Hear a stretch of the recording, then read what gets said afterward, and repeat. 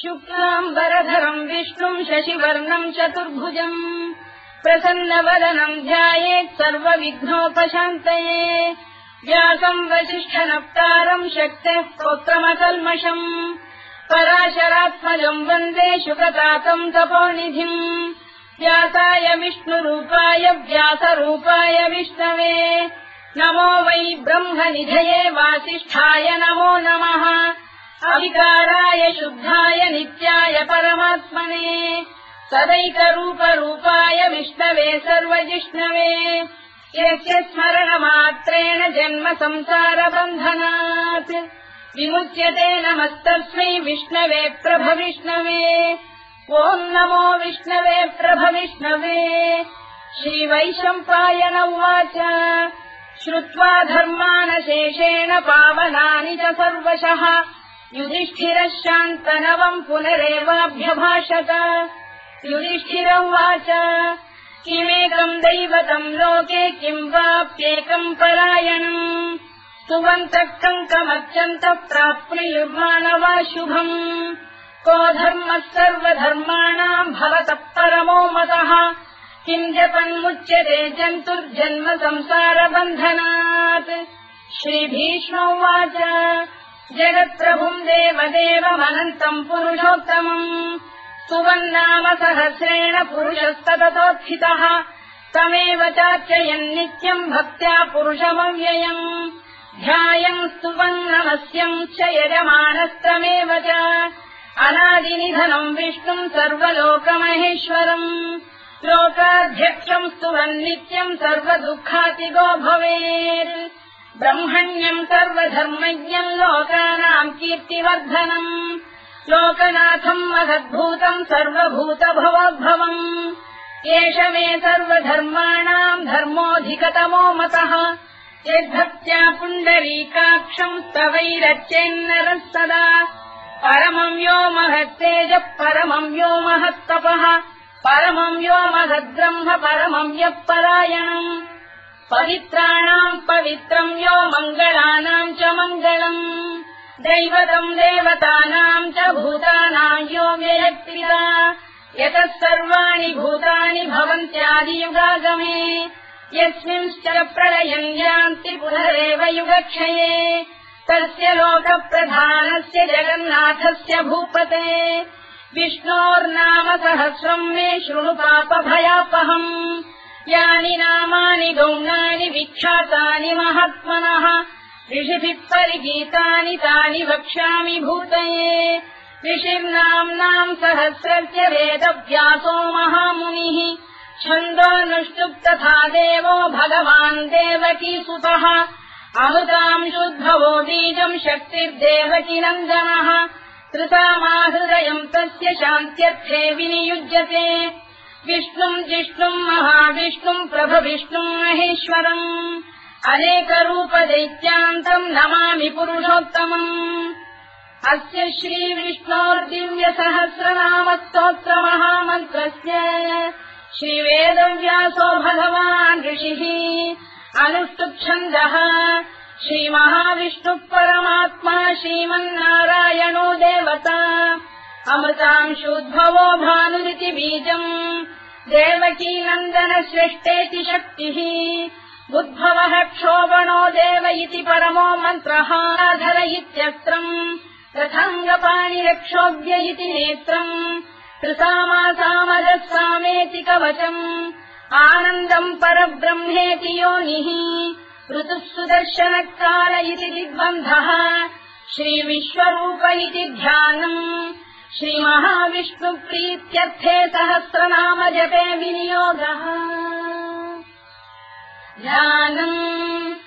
श्रीयोगङ्गप्रदेशे शुचिमणिविलसत्सैकते मौक्तिकानाम् मालाक्लुप्तासनस्थस्फटिकमणिनिभैर्मौक्तिकैर्मण्डिताङ्गः शुभ्रैरभ्रैररभ्रैरुपरि विरचितैर्मुक्तपीयूषवर्षैः आनन्दीनः पुनीयादरिनलिन गदा शङ्खपाणिर्मुकुन्दः भूः पादौ यस्य नाभिर्विहरसुरनिलश्चन्द्रसूर्यौ च नेत्रे कर्णावाशा शिरोद्यौर्मुखमपि दहनो यस्य वास्तेयमब्धिः अन्तस्थम् यस्य विश्वम् सुरनरखगो भोगि गन्धर्वदैत्यैः चित्तम् रम्यते तम् त्रिभुवन वपुषम् विष्णुमीशम् नमामि। ॐ नमो भगवते वासुदेवाय। शान्ताकारम् भुजगशयनम् पद्मनाभम् सुरेशम् विश्वाधारम् गगनसदृशम् मेघवर्णम् शुभाङ्गम् लक्ष्मीकान्तम् कमलनयनम् योगिहृध्यानगम्यम् वन्दे विष्णुम् भवभयहरम् सर्वलोकैकनाथम् मेघश्यामम् पीतकौशेयवासम् श्रीवत्साङ्कम् कौस्तुभोद्भासिताङ्गम् पुण्योपेतम् पुण्डरीकायताक्षम् विष्णुम् वन्दे सर्वलोकैकनाथम् नमः समस्तभूतानामादिभूताय भूभृते अनेकरूपरूपाय विष्णवे प्रभविष्णवे सशङ्खचक्रम् सकिरीटकुण्डलम् सपीतवस्त्रम् सरसीरुभेक्षणम् सहारवक्षस्थलशोभिकौस्तुभम् नमामि विष्णुम् शिरसा चतुर्भुजम्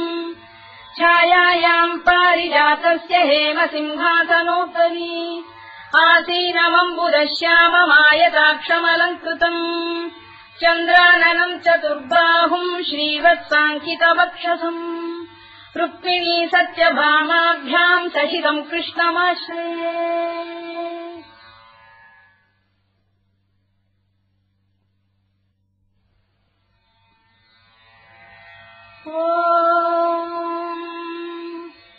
विश्वम् विष्णुर्वशत्कारो भूतभव्यभवत्प्रभुः भूतकृद्भूतभृद्भावो भूतात्मा भूतभावनः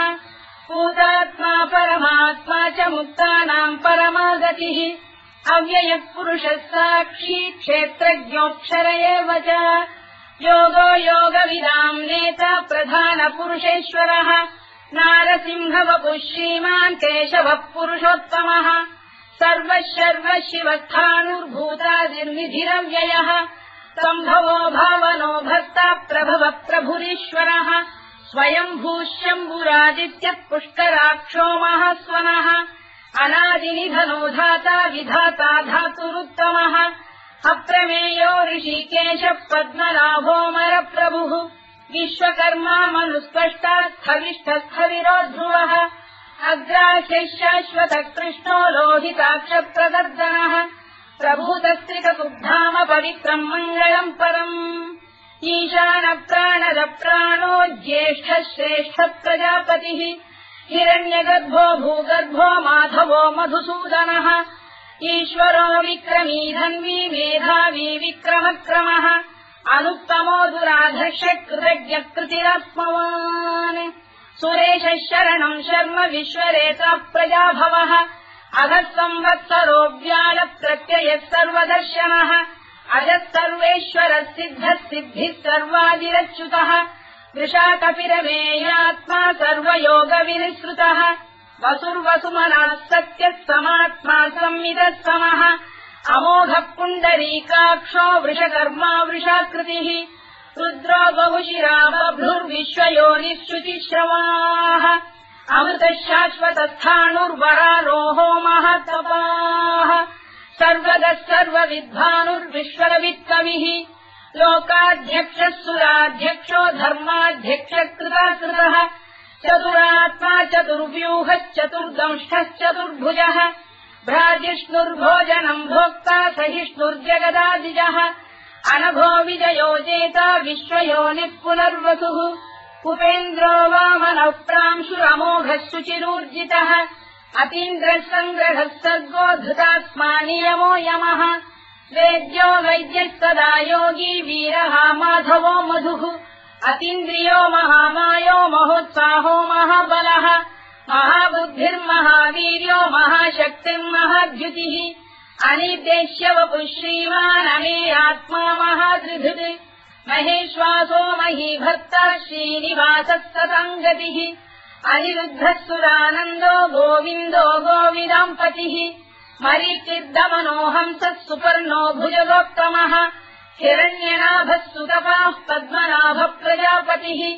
अमृत्युः सर्वदृक्सिंहः सन्धाता सन्धिमान् स्थिरः अजो दुर्मर्शनशास्ता विश्रुतात्मा सुरारिह गुरुर्गुरुतमो धाम सत्यपराक्रमः निमिषो निमिषस्रग्वी वाचस्पतिरुदारधीः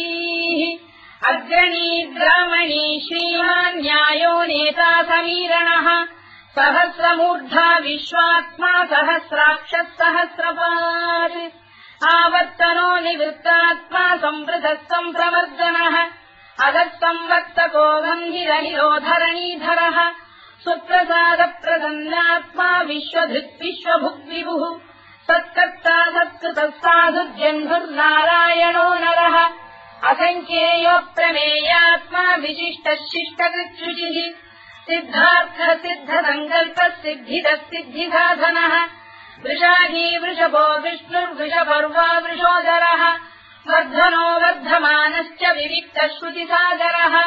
सुभुजो दुर्धरो वाग्मी महेन्द्रो वसुदो वसुः नैकरूपो बृहद्रूपः शिपिविष्टप्रकाशनः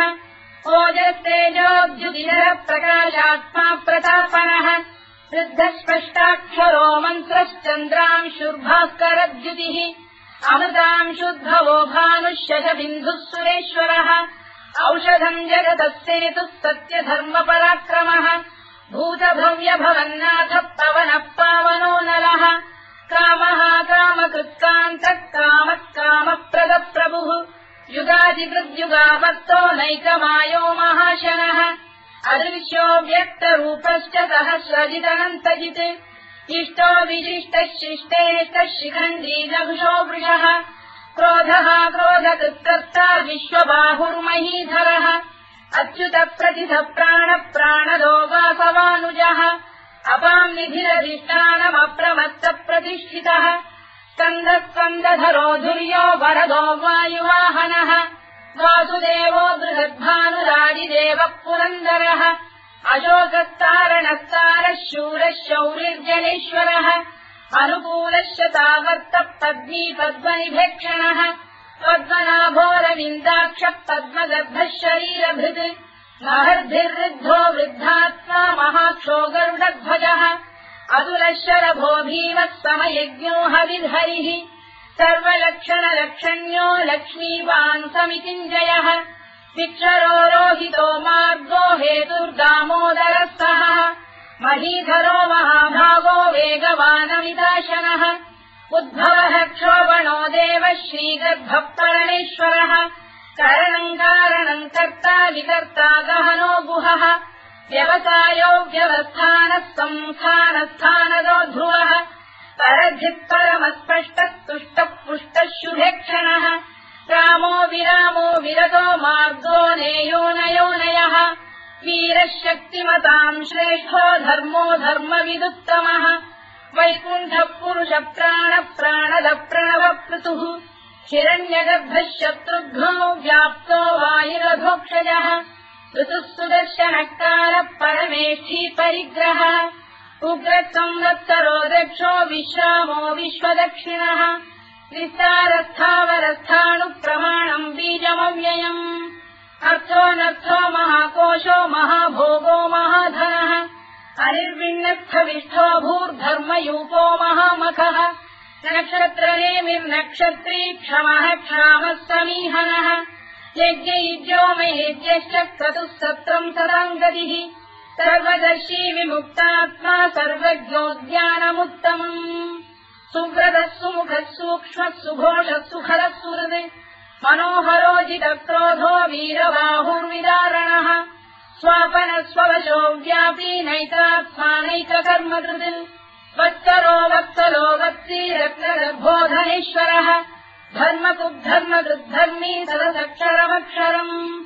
अविज्ञाता सहस्रांशुर्विधाता कृतलक्षणः गभस्तिरे विस्तप्तस्तः सिंहो भूतमहेश्वरः आदिदेवो महादेवो देवेशो देवभृद्गुरुः उत्तरो गोपतिर्गोप्ता ज्ञानः सोमपो मृतपः सोमः पुरुजिः पुरुषोत्तमः विनयो जयः सत्यसन्धो दाशार्हः सात्वताम् पतिः जीवो विनयिता साक्षी मुकुन्दो मितविक्रमः अम्भोनिधिरनन्तात्मा महोदधिशयोऽन्तकः अजो महार्घ स्वाभाव्योजिता मित्र प्रमोदनः आनन्दो नन्दनो नन्दः सत्यधर्मा त्रिविक्रमः महर्षि कपिलाचार्य कृतज्ञो मेदिनीपतिः त्रिदशाध्यक्षो महाशृङ्गकृतान्तकृत् महावराहो गोविन्दः सुषेणः कनकाङ्गनी गुह्यो गभीरो गहनो गुप्तश्चक्रगदाधरः मेधास्वाङ्गोजितः कृष्णो दृढः सङ्कर्षणोच्युतः वरुणो वारुणो वृक्षः पुष्कराक्षो महामनाः भगवान् बलहानन्दी वनमाली हलायुधः आदित्यो ज्योतिरादित्यः सहिष्णुर्गतिसत्तमः सुधन्वाखण्ड परशुद्धारुणो द्रविणप्रदः दिवस्कृत् सर्वदृत्यासो वाचस्पतिरयो निजः कृतामासामगस्साम निर्वाणम् भेषजम् भिषज सन्न्यासवृक्षमशान्तो निष्ठा शान्तिपरायणम् शुभाङ्गः शान्तिदश्रेष्टा कुमुदः कुवलेशयः गोहितो गोपदैर्गोप्ता वृषभाक्षो वृषप्रियः अनिवर्ती निवृत्तात्मा संक्षेप्ताक्षेमकृत् शिवः श्रीवत्सवक्षः श्रीवासः श्रीपतिः श्रीमताम्बरः श्रीधः श्रीधः श्रीनिवासः श्रीनिधिः श्रीविभावनः श्रीधर श्रीकर श्रेयः श्रीमान् लोकत्रयाश्रयः स्वक्षस्वङ्गः शतानन्दो नन्दिर्ज्योतिर्गणेश्वरः विदितात्मा विधेयात्मा सत्कीर्तिच्छिन्न संशयः उदीर्णः सर्वतश्चक्षुरनीशः शाश्वतः स्थिरः भूषयो भूषणो भूतिर्विशोकः शोकनाशनः अर्चिष्मानर्चितः कुम्भो विशुद्धात्मा विशोधनः अनिरुद्धो प्रतिरथ प्रद्युम्नोमितविक्रमः कालनेमिनिहावीरः शौरिः शूरजनेश्वरः त्रिलोकात्मा त्रिलोकेशः केशवः केशिहा हरिः कामदेवः कामपालः कामी कान्तकृतागमः अनिर्देश्यवपुर्विष्णुर्वीरोऽनन्तो धनञ्जयः ब्रह्मण्यो ब्रह्मकृद्ब्रह्मा ब्रह्म ब्रह्मनिवर्धनः ब्रह्मविद्ब्राह्मणो ब्रह्मी ब्रह्मज्ञो ब्राह्मणप्रियः महाक्रमो महाकर्मा महातेजा महोरगः महाक्रतुर्महायज्वा महायज्ञो महाहविः स्तव्यस्तव प्रियस्तोत्रम् स्तुतिस्तोतारणप्रियः पूर्णः पूरयिता पुण्यः पुण्यकीर्तिरनामयः मनोजवस्तीर्थकरो वसुरेता वसुप्रदः वसुप्रदो वासुदेवो वसुर्वसुमनाहविः सद्गतिः सत्कृतिः सत्ता सद्भूतिः सत्परायणः शूरसेनो यदुश्रेष्ठः सन्निवासः सुयामुनः भूतावासो वासुदेवः सर्वासु निलयो नलः दत्तः दत्पदो दृप्तो दुर्धरोऽथापराजितः विश्वमूर्तिर्महामूर्तिर्दीप्तमूर्तिरमूर्तिमान् अनेकमूर्तिरव्यक्तः शतमूर्तिः शताननः एकोनैकः सवक्तः किम् यत्तत्पदमनुत्तमम् लोकबन्धुर्लोकनाथो माधवो भक्तवत्सलः सुवर्णवर्णो हेमाङ्गो वराङ्गश्चन्दनाङ्गदी वीरः विषमः शून्यो घृता क्षीरजरश्चरः अमानी मानदो मान्यो लोकस्वामी त्रिलोकधृत् सुमेधा मेधजो धन्यः सत्यमेधाधराधरः तेजो वृषोऽद्युतिधरः सर्वशत्रभृताम्बरः प्रग्रहो निग्रहो व्यग्रो नैकशृङ्गो गदाग्रजः चतुर्मूर्तिश्चतुर्बाहुश्चतुर्व्यूहश्चतुर्गतिः चतुरात्मा चतुर्भावश्चतुर्वेदविदेकपात् समावर्तो निवृत्तात्मा दुर्जयो दुरतिक्रमः दुर्लभो दुर्गमो दुर्गो दुरावासो दुरारिः शुभाङ्गो लोकतारङ्गः सुतन्तु वर्धनः इन्द्रकर्मा महाकर्मा कृतकर्मा कृतागमः उद्भवः सुन्दरः सुन्दो रक्तनाभः सुलोचनः अर्थो वाजसनः शृङ्गी जयन्तः सर्वविद्ययी सुवर्णबिन्दुरक्षोभ्यः सर्ववागीश्वरेश्वरः महाह्रदो महागर्तो महाभूतो महानिधिः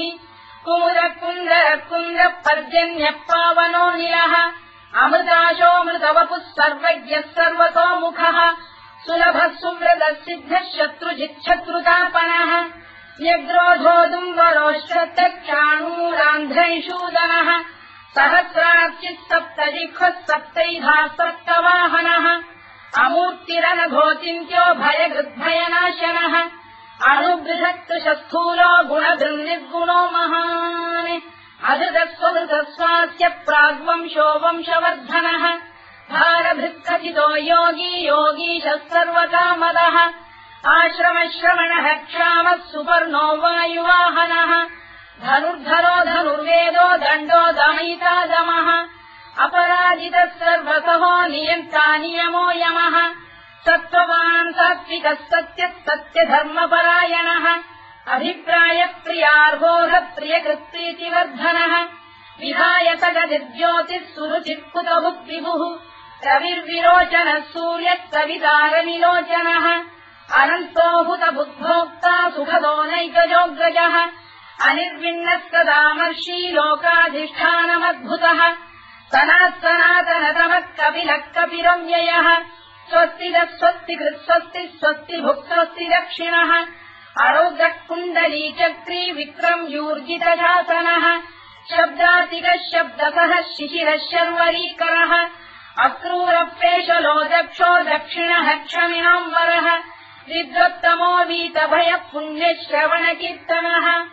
उत्तारणो दुष्कृतिः पुण्यो दुःस्वप्ननाशनः वीरः रक्षणः सन्तो जीवनः पर्यवस्थितः अनन्तरूपोऽनन्तश्रीर्जितमन्युर्भयापहः चतुरश्रो गभीरात्मा विदिशो व्यादिशो दिशः अनाधिर्भूर्भुवो लक्ष्मी सुवीरो रुचिराङ्गदः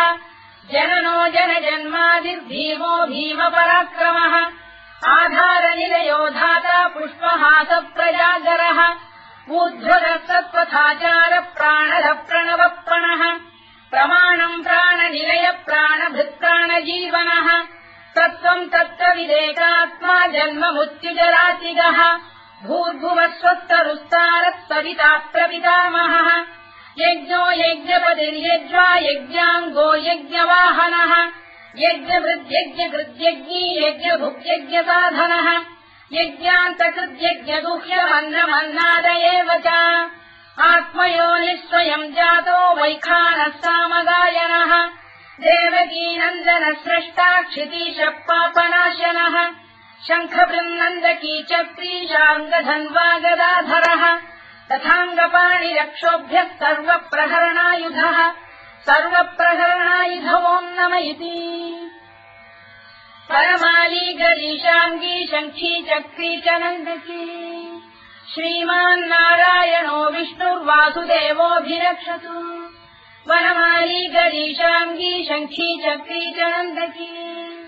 श्रीमान्नारायणो विष्णुर्वासुदेवोऽभिरक्षतु वनमाली गरीशाङ्गी शङ्खी चक्री च नन्दकी श्रीमान्नारायणो विष्णुर्वासुदेवोऽभिरक्षतु इतीदम् कीर्तनीयस्य केशवस्य महात्मनः नाम्नाम् सहस्रम् दिव्यानामशेषेण प्रकीर्तितम् य इदम् शृणुयाम् नित्यम् यश्चापि परिकीर्तयेत् नाशुभम् प्राप्नुयात् किञ्चित् सोमुत्रेह च मानवः वेदान्तको ब्राह्मणः स्यात् क्षत्रियो विजयी भवेत् वैश्यो धनसमृद्धः स्यात् क्षुद्रः सुखमवाप्नुयात् धर्मार्थी प्राप्नुयात् धर्ममर्थार्थी चार्थमाप्नुयात् कामानवाप्नुयात् कामी प्रजार्थी चाप्नुयात् प्रजाम् भक्तिमान् यः सदोत्थाय शुचिस्तद्गतमानसः सहस्रम् वासुदेवस्य नाम्नामेतत्र कीर्तयेत् यशः प्राप्नोति विपुलम् याति प्राधान्यमेव च अजलाम् श्रियमाप्नोति श्रेयः प्राप्नोत्यनुत्तमम् न भयम् क्वचिदाप्नोति वीर्यम् तेजश्च विन्दति भवत्य रोगोद्युतिमान् बलरूपगुणान्वितः रोगात्तो मुच्यते रोगात् बद्धो मुच्येत बन्धनात् भयान्मुच्येत भीतस्तु मुच्येतापन्न आपदः दुर्गाण्यतितरत्याशु पुरुषः पुरुषोत्तमम् सुवन्नाम सहस्रेण नित्यम् भक्तिसमन्वितः वासुदेवाश्रयो मर्त्यो वासुदेवपरायणः सर्वपापविशुद्धात्मा याति ब्रह्म सनातनम् न वासुदेव भक्तानामशुभम् विद्यते क्वचित् जन्म मृत्युजरा व्याधि भयम् नैवोपजायते इमम् स्तवमधीयान श्रद्धा भक्ति समन्वितः युज्येतात्मसुखक्षान्ति श्रीधृति स्मृति कीर्तिभिः न क्रोधो न च मात्सर्यम् न लोभो न शुभामतिः भवन्ति कृतपुण्यानाम् भक्तानाम् पुरुषोत्तमे द्यौस्तचन्द्रास्तनक्षत्राखम् दिशो भूर्महो दधिः वासुदेवस्य वीर्येण विधृतानि महात्मनः ससुरासुरगन्धर्वम् स यक्षोरगराक्षसम् जगत्वशेवत्ततेदम् कृष्णस्य सचराचरम् इन्द्रियाणि मनो बुद्धिः सत्त्वम् तेजो बलम् धृतिः वासुदेवात्मकान्याहुः क्षेत्रम् क्षेत्रज्ञ एव च सर्वागमानामाचार प्रथमम् परिकल्पते आचार प्रभवो धर्मो धर्मस्य प्रभुरच्युतः ऋषयपितरो देवा महाभूतानि धातवः जङ्गमा जङ्गमम् चेदम् जगन्नारायणोद्भवम् योगो ज्ञानम् तथा साङ्ख्यम् विद्या शिल्पादिकर्म च वेदाः शास्त्राणि विज्ञानमेतत् सर्वम् जनार्दनात् एको विष्णुर्महद्भूतम् पृथग्भूतान्यनेकशः त्रीन् लोकान् व्याप्य भूतात्मा भुङ्क्ते विश्वभुवव्ययः इमम् स्तवम् भगवतो विष्णो व्यासेन कीर्तितम् पठेद्य इच्छेत् पुरुषः श्रेयत् प्राप्तुम् सुखानि च विश्वेश्वरमजम् देवम् जगतः प्रभुमव्ययम् भजन्ति ये पुष्कराक्षम् न ते यान्ति पराभवम् ओन्नम इति अर्जुनोवाच पद्मपत्रविशालाक्ष पद्मनाभसुरोत्तम भक्तानामनुरक्तानाम् त्राता भव जनार्दन श्रीभगवानुवाच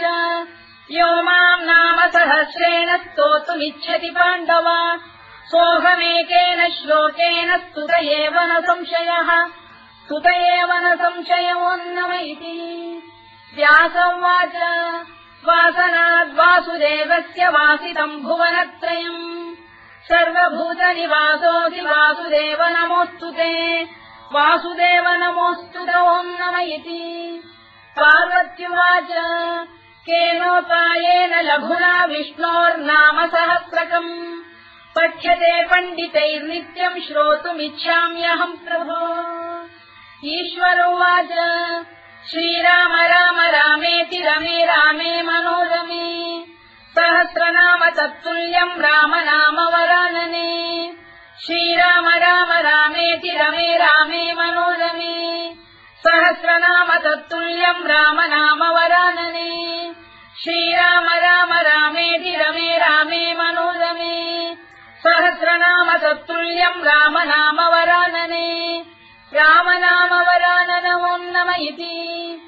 ब्रह्मोवाच नमोऽस्त्वनन्ताय सहस्रमूर्तये सहस्रपादाक्षि शिरोरुबाहवे सहस्रनाम्ने पुरुषाय शाश्वते सहस्रकोटियुगधारिणे नमः सहस्रकोटियुगधारिणे नमोऽन्नम इति सञ्जय उवाच यत्र योगेश्वर कृष्णो यत्र पार्थो धनुर्धरः तत्र श्रीविजयो भूतिर्ध्रुवानीतिर्मतिर्मम श्रीभगवानुवाच अनन्याश्चिन्तयन्तो मां ये जनाः पर्युपासते तेषाम् नित्याभियुक्तानां योगक्षेमम् वहाम्यहम् परित्राणाय साधूनां विनाशाय च दुष्कृताम् धर्म संस्थापनार्थाय सम्भवामि युगे युगे आर्ता विषण्णा शिथिलाश्च भीता घोरेषु च व्याधिषु वर्तमानाः संकीर्त्य नारायण शब्दमात्रम् विमुक्त दुःखा सुखिनो भवन्तु कायेन वाचा मनसेन्द्रियैर्वा बुद्ध्यात्मना वा प्रकृते स्वभावात् करोमि यद्यत् सकलम् परस्मै नारायणायेति समर्पयामि।